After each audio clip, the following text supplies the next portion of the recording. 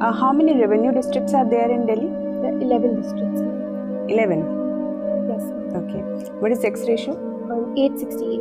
And IMR? 16. So why is sex ratio so less in Delhi, especially after it's being the capital and educated lot? Why is it so? Ma'am, perhaps it just goes to show that literacy cannot guarantee a socially progressive mindset. I believe that.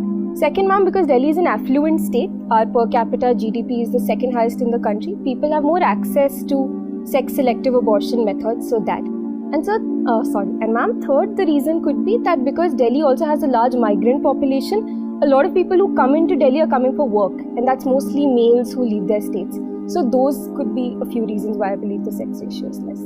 Okay. Tell me 3 administrative challenges in Delhi. Ma'am, one is women's safety. Second, administrative. Sorry, ma'am. One would be urban sprawl, uncontrolled urban growth that we see. Second would be that in terms of one nation, one ration card scheme that Delhi has not yet implemented, and the Supreme Court has recently asked Delhi to. So that would be the second.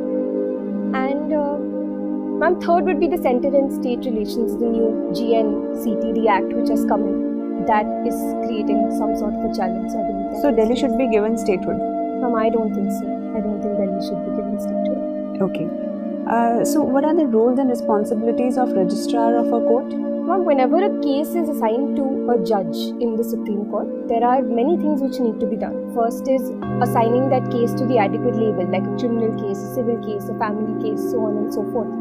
Second would be that when the judgment is being given and when the judgment is given out, then ensuring the administrative work from the side of the court, like the documents or the paperwork, different types of dictats. So it's mostly an administrative role, ma'am. Okay.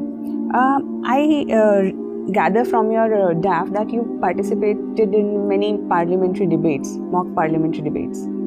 So nowadays parliamentary debates are based on ideological issues, or are they mostly on party lines? Mostly on party lines, ma'am. And I think on some issues we see ideological debates as well, but mostly on Can you give me some example? For example, when Article 370 was being discussed in the Parliament, I believe that was a little ideologically debated, while other issues like the GNCTD Act 2020 was debated more on party lines. So what is beneficial for our democracy? Ma'am, neither ideally. It should be issue-based, and what is in the merit for the people should be discussed.